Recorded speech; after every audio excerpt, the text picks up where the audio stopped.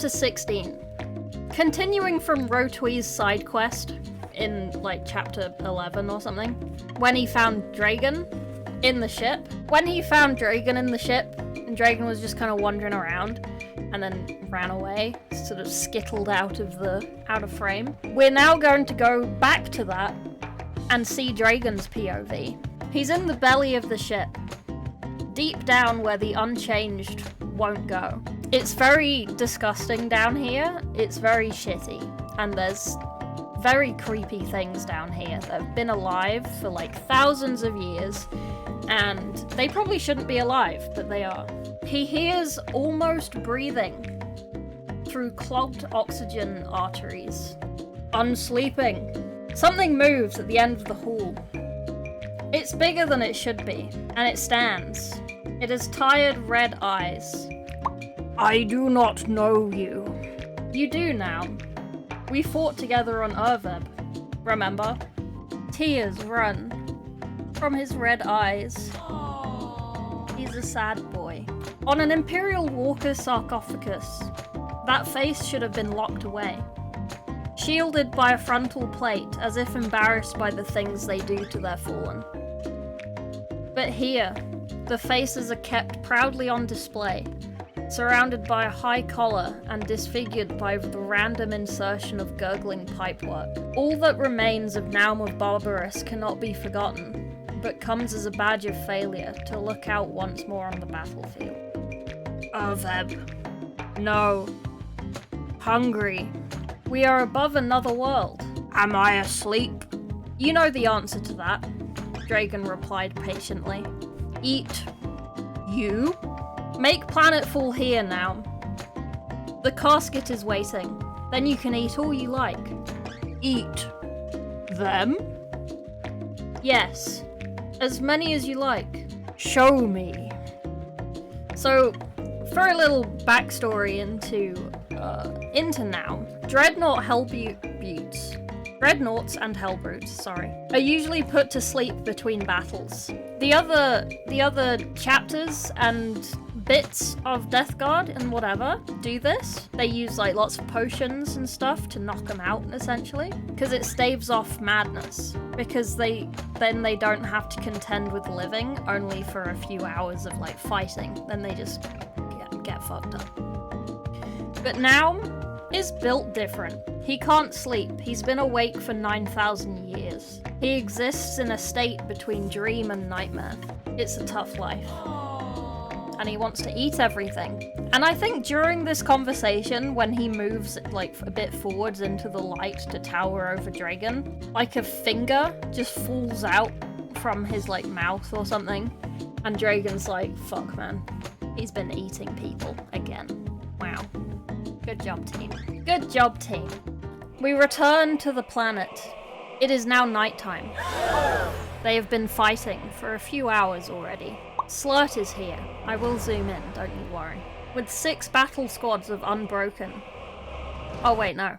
Slurt is here, and the Death Guard in general have deployed 6 battle squads of Unbroken and hundreds of Unchanged. The Word Bears sent more. They know what they're doing. And they're gonna take over. The Citadel has 2 gates. South Gate and the North Gate. You can't see the South Gate because it's kind of around the back a bit, but that's where all the Death Guard are. And this is the North Gate, which is where all the Word Bears are. Slurt is at the South Gate. Garstag waddles up to Slurt and starts grumbling about the Imperium being weak and this battle not being worth it. And Slurt's like, shut up, dude. You gonna help me or not? Slurt has brought with him some big tanks. Slurt has brought with him some big tanks, full of chemicals and shit, that he is going to use to make a tunnel into the Citadel. He tells his servitors and slaves to start spewing the material at the bedrock which the Citadel is dug into, and it starts eating away and forming a tunnel. This is called burrow flay, or rot rock, or matitude, a species of demonic solvent. It's not clearly known how it knows where to go and what to eat and what not to do. It doesn't affect the Saramite, for example, of the armor of the Death Guard, but it does of other Space Marines, etc. And it is forming a tunnel deep into the Forgotten Citadel foundations.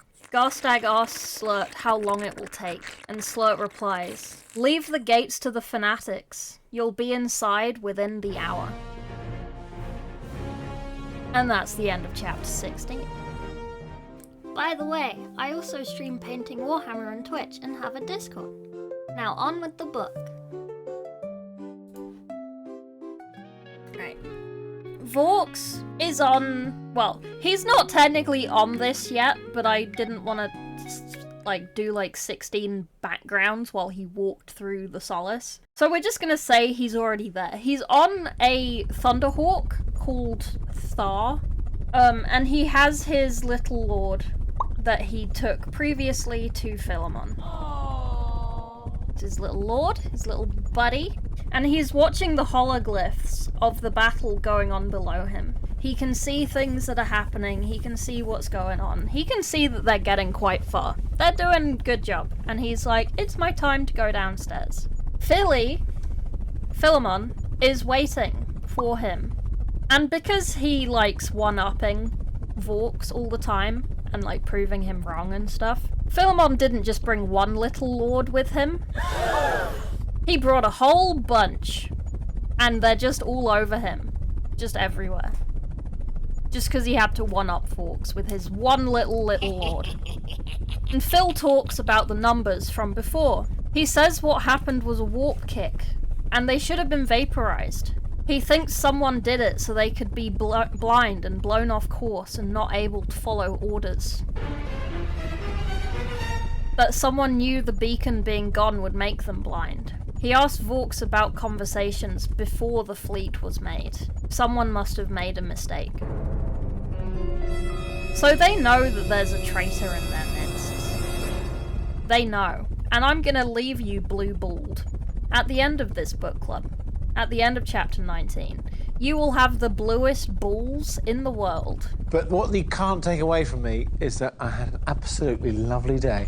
He says Garstag was in the Engineerium. Why though? And Vaux is also kind of like, why though? And Phil says the word bears will betray them. They've deployed many more troops. And Count Quick says there's something unfriendly in the Citadel. You know these people. You know why they desire a world like this. Just one sacrifice, one big drawing of blood, and they will have all the power they could ever command. This is what they do, says Philemon. And then Vaux replies, "Alright, bud. But you wanted a fight, so we fight now. But I have one command." And Phil says, "Anything, Daddy." And Vaux says, "They will fight hard at the end. I would not wish for one of us to take credit for a successful outcome. You must detain him, Philemon. Wrap him up in fighting. I know you know how to do it. Cleto has orders to find the master of the city. When he does, I must be at his shoulder, ready to claim the kill. Try not to worry. All have roles, all have purposes. Even now, the matter unfolds accordingly to the god's grand design.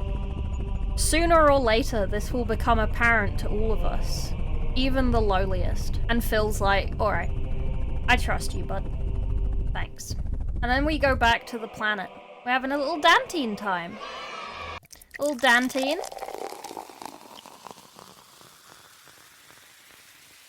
Thank you. The word bears are still making their little advance. They're fighting through the north. And this is the south. These are the unchanged. Dantine is on his home planet. He thought that he'd be forgotten on the ship. He had hoped he'd be forgotten on Solace, and they'd just leave him there by himself. He doesn't want to attack his home planet. He still feels bad about it. He brought them here. Choice, intent, weakness. These things are to be despised, say the Inquisition. It wasn't his choice to bring them here, but that doesn't matter. He will still be seen as a traitor. He had been given a rusty, half-depleted lasgun, And he thinks about why the humans are called the Unchanged, because they're all mutated and plague-ridden. And they have no minds anymore, apart from the ones that man the ship. They're all very much changed. He remembers something that Vorks told him once. What is sane about anything in this galaxy? What is the greater madness? To be sick and happy, or healthy and desperate? Wise words. I quite like that quote. I think it's a good quote. On the planet, they march forward. No orders are given, they just go. And he slowly recognizes where he is on the planet. So they're just sort of going forwards towards the wall. They're getting closer and closer, and Dantine sees and remarks about what he sees. The battlements are already ruined, with an absurd amount of bodies already piled up, making a ramp to the battlement. He finds himself on the front line. He recognizes the colors he used to wear, the blue and the gray.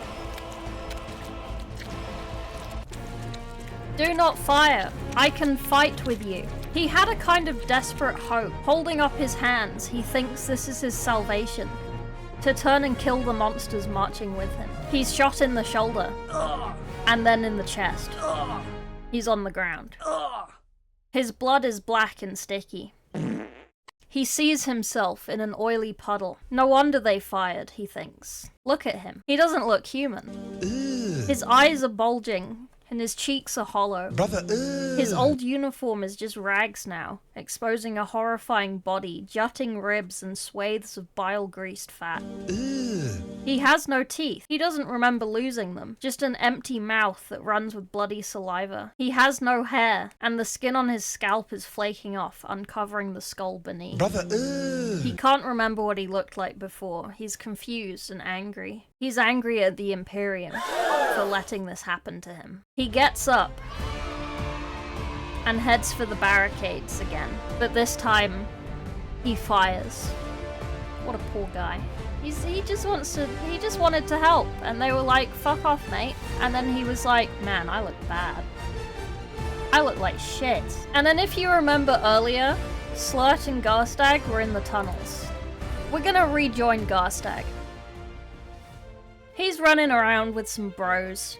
He's got a lot of Cardane with him, namely Antarian and Bramad. He's going through the tunnel, and in his Cardane way, he is literally just like running through things, like just smashing through rock and shit to just get where he wants to go.